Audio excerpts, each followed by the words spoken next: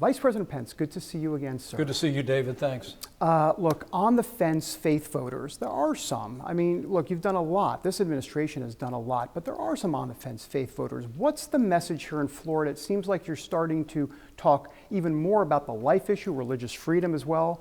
So talk to me about how you convince those folks that may not sure if they can pull that lever, if you will, in November. I think the message to Americans who cherish faith, who cherish our religious liberty, is you look at the last 3.5 years, David, and it's been promises made, promises kept. President Donald Trump is the most pro-life president in American history. I mean, from the first week of our administration, this president took steps to keep the promises that he made to Americans who cherish the sanctity of life, reinstituted the Mexico City policy. We've appointed conservatives to our courts at every level. And the president signed a bill that allowed every state in the union to defund Planned Parenthood. And all along the way, he's been driven by a determination to keep the promises that he made to people of faith, to pro-life Americans. And also, he's been a champion of religious liberty. I mean, we welcome the Supreme Court decision recently to end the assault on Little Sisters of the Poor and their conscience rights. But it was in our first year in office that President Trump took executive action to end the case against the Little Sisters of the Poor. And in one step after another, he's made it clear that we're going to respect not only the freedom of religion, but the freedom of speech that takes place in churches around the country. And it's been that record on the right to life and religious liberty that I'm convinced is going to earn President Donald Trump 4 more years from Americans of faith.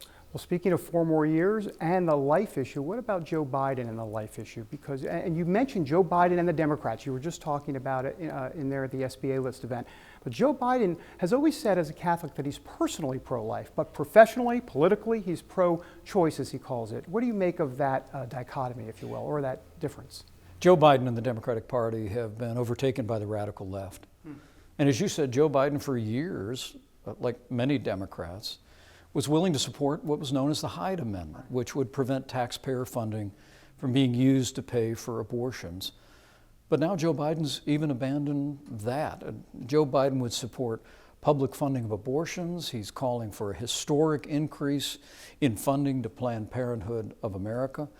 He would appoint activist judges to our courts who would literally trample on the progress that we've made on life and religious liberties. I just think that the choice in this election has never been clearer, and the stakes for people who cherish life and religious liberty have never been higher. So he's beholden to the left on this issue, and many others, is what you're saying. I think Joe Biden and the entire Democratic Party have been overtaken by the radical left, by an agenda that's calling for higher taxes. In the middle of the worst pandemic in 100 years, Joe Biden's actually calling for $4 trillion in tax increases, even while we're seeing our economy beginning to get back on its feet. You know, at the height of this pandemic, we'd lost 22 million American jobs. But because of the foundation that President Trump poured in our first 3 years, less taxes, less regulation, fair trade, unleashing American energy, we've added 7 million jobs back already to this economy. And we believe that we've got more good economic news just around the corner.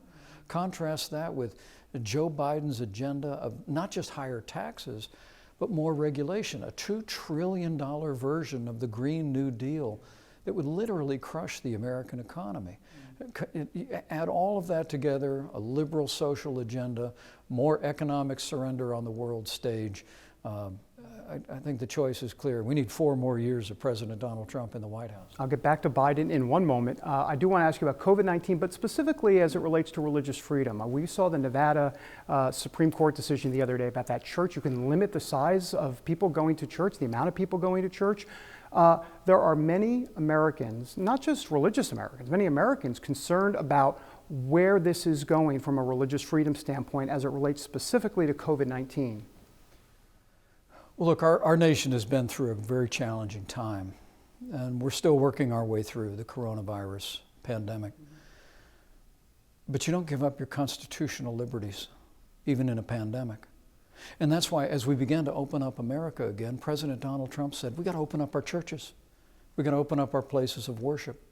And we couldn't have been more disappointed to see a narrow Supreme Court decision that would say in the state of Nevada that casinos can be open at one size, but churches can be open at another. I mean, Justice Gorsuch put it well. He said there's no universe in which Caesar's Palace should be treated differently than Calvary Chapel, but it was by this Supreme Court. And it's why, for all the progress that we've made, and for the more than 200 conservatives we've appointed to our courts at every level, I think people that cherish religious liberty, people that cherish our values and worldview know that we need more conservatives on the Supreme Court of the United States. We need President Donald Trump back in the White House for 4 more years so that we can build a more durable conservative majority on the Supreme Court and never see those kind of decisions again. Are you scratching your head a little bit on John Roberts? I mean, we're not going to call him David Souter at this point, but conservatives have had a track record of having some problems with Supreme Court justices that you thought were going to be a reliable vote. Or at least when I say reliable vote, I'm just talking about, to adhere to conservative principles. Look, we have great respect for the institution of the Supreme Court of the United States. But Chief Justice John Roberts has been a disappointment to conservatives, whether it be the Obamacare decision or whether it be a spate of recent decisions all the way through Calvary Chapel. It's a reminder, and I think several cases out of the Supreme Court are a reminder of just how important this election is for the future of the Supreme Court.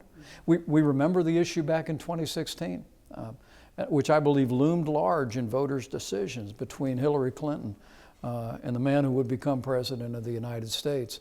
And some people thought that it wouldn't be as big an issue these days, but I think that's all changed. The recent decision, and again, a narrow Supreme Court decision, striking down a Louisiana pro-life law that only said that doctors working in abortion clinics would have to have admitting privileges at local hospitals.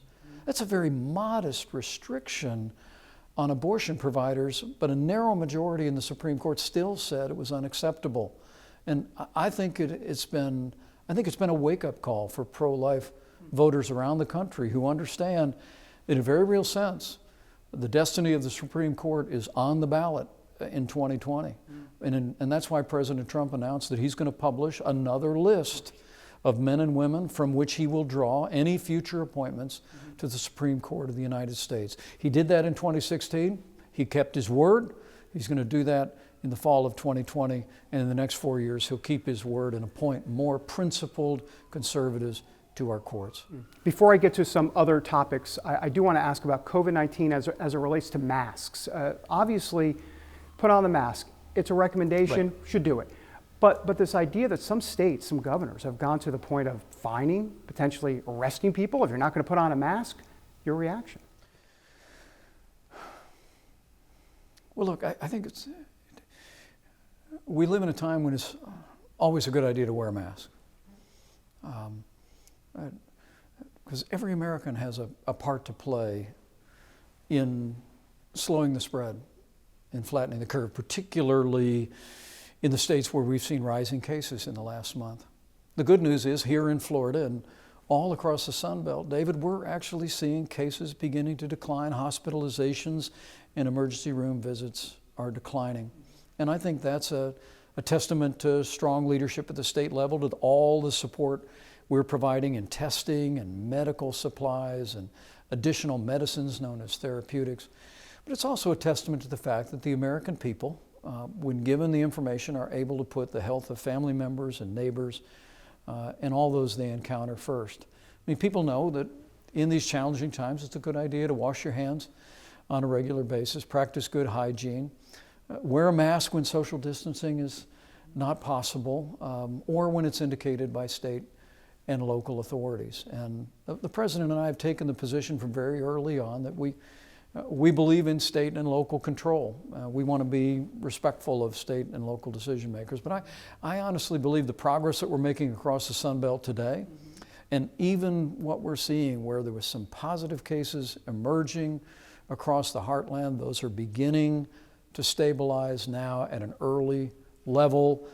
I think it's a testament to the American people who are putting into practice all those common sense principles that are really the pathway toward us putting this coronavirus in the past. You want state and local officials to, in essence, make those decisions. That makes sense. Federalist approach. At the same time, are you concerned about some of the infringement on people to say, look, if they decide not to wear a mask, they're going to be fined or imprisoned even, especially fined? Well, I can't see being criminally prosecuted. Right, but fine. But look, we want to defer to state and local authorities because, David, one of the things that we learned early on was this was never going to be a one-size-fits-all national response. I mean, the reason we had success first in the Northwest, then in New York and New Jersey and Connecticut, New Orleans, Detroit, and now the beginning of success that we're seeing even across the Sun Belt is because at the President's direction, we've really made sure to focus resources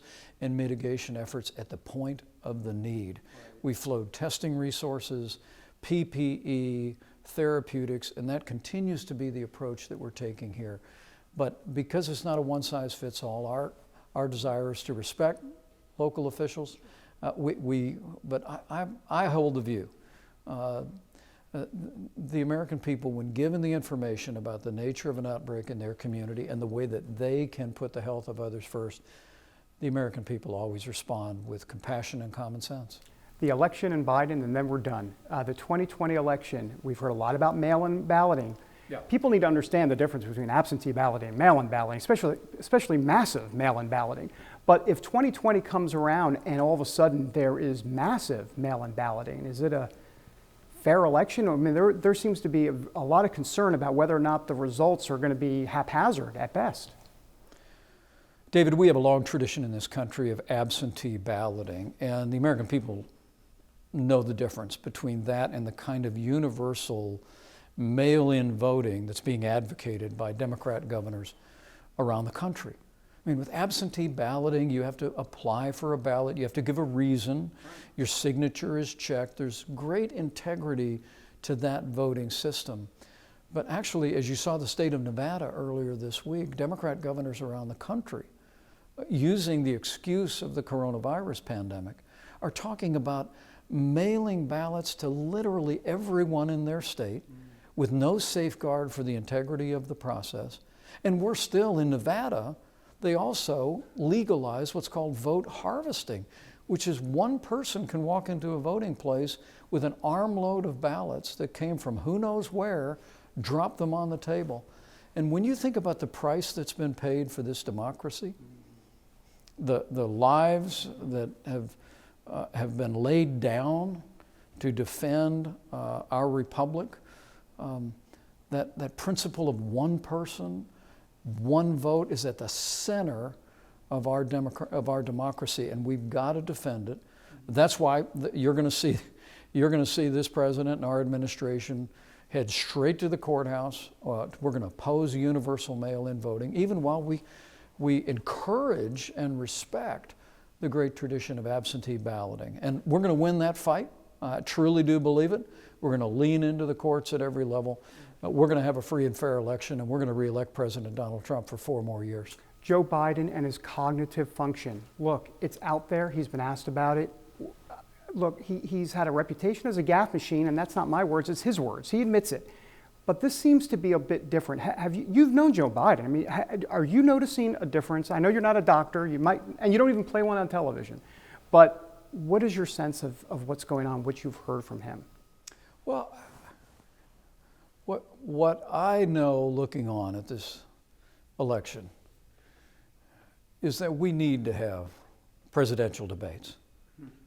We're already hearing some leading liberal voices in the media, some leading liberal Democrat activists that are actually advocating that we would have a presidential election without debates. They're suggesting that Joe Biden take a pass on debates.